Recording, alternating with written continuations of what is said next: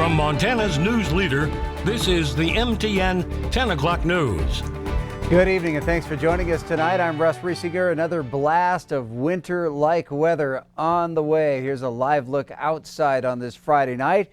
Is that snow just waiting to begin, and record cold temperatures could be bearing down on us this weekend. Let's get straight to Chief Forecaster Bob McGuire. Bob, we're talking some serious cold and snow. Yeah, probably some record-breaking low temperatures for the next 3 or 4 days. And the snow, well, let's take a look at it. Doppler radar shows you it looks like it's kind of all hovering around the Billings area. Let's zoom in a little closer and show you that we have basically a winter storm warning for the Billings area. We also have a blizzard warning up around Glacier Park all the way down to Great Falls. Here in the Billings area, we're looking at 6 to 10 inches of snow out of the storm, and this winter storm warning stays with us until Sunday at noontime. And you can see the periphery around the winter storm warning. We get anywhere from 2 to 6, maybe 3 to 6 inches of snow. Beartooth can see up to 18 inches of snow, 16 inches over by Great Falls, and so that's what's happening. And as you see, our forecast model shows this stuff will continue tonight, but by about 2 o'clock in the morning, it'll finally start pushing through the Billings area, and then we'll be looking at snow off and on throughout most of the day on Saturday night, and right on into Sunday. Sunday morning, looks like all that stuff starts to move away.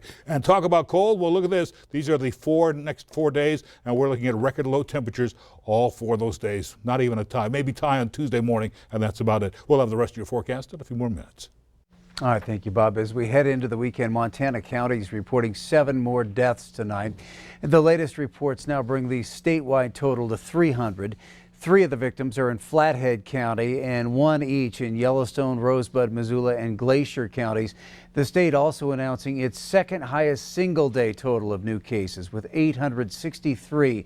That follows just 1 day after Montana shattered the single-day record, reporting 932 new cases yesterday. Tonight, the Billings Police Department and FBI say they have a suspect in the shooting threat at Billings West High and don't believe the school is in any danger. According to a news release from the BPD, the FBI developed a lead, then questioned the suspect with the high school's resource officer. The suspect is a Billings West student, we're told, and was interviewed before being released to parents. The FBI and BPD are not looking for any other suspects, and there's no known concern of an ongoing threat. The planned increase of law enforcement in and around Billings West High next week will no longer take place. Well, tonight, the second largest wildfire in Colorado history could become the most massive the state has ever seen. The fire grew by 100,000 acres in just one night. Crews were frantically trying to form a containment line to protect homes near the town of Granby.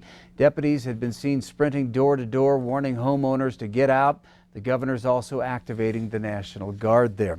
The New York Times today released its poll of Montana voters on the state's top races, and in every one it shows the Republican candidate with a slight lead. MTN Chief Political Reporter Mike Dennison has more. The poll taken earlier this week shows President Donald Trump leading Democrat Joe Biden in Montana, but only by 49 to 43%. Trump won the state 4 years ago over Hillary Clinton by 20 percentage points. In the state's biggest race, Republican U.S. Senator Steve Daines leads Democratic challenger Governor Steve Bullock 49 to 46%. For governor, it has Republican Greg Gianforte with a 48 to 44% lead over Democrat Mike Cooney. And in the race for Montana's only U.S. House seat, Republican Matt Rosendale is up 50 to 46% over Democrat Kathleen Williams. The Times and his polling partner Siena College surveyed about 750 likely Montana voters earlier this week, and the margin of error for the poll is plus or minus 4.4%. Reporting from Helena, Mike Dennison, MTN News. Well, a chance for you to get rid of old prescription drugs that can cause problems if they fall into the wrong hands. Tomorrow is the 19th National Prescription Drug Take-Back Day. Prescription drugs will be collected at several locations with COVID-19 safety guidelines in place. Last year, there were 883,000 pounds collected at some 6,300 locations nationwide, more than 1,700 pounds here in Montana. The DEA runs the program and holds the take-back days twice a year. It's been such a successful program to combat what's been a real scourge across the country. I think we all know that opioid overdose deaths have become a real problem this decade. I think this year, for this last year, we had almost 75,000 overdose deaths in the United States. So anything that we can do to try to keep people from getting hooked on opioids is going to save lives. And you can bring your unused prescription drugs to the Elks Lodge parking lot from 10 a.m. until 2 p.m. tomorrow.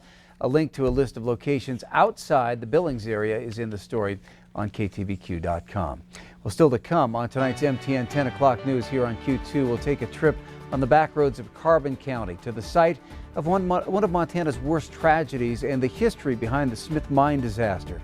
Then a little later in sports, from Bears to Bronx, the local teams take to the gridiron as they get ready to join the playoff party. All the highlights on the way.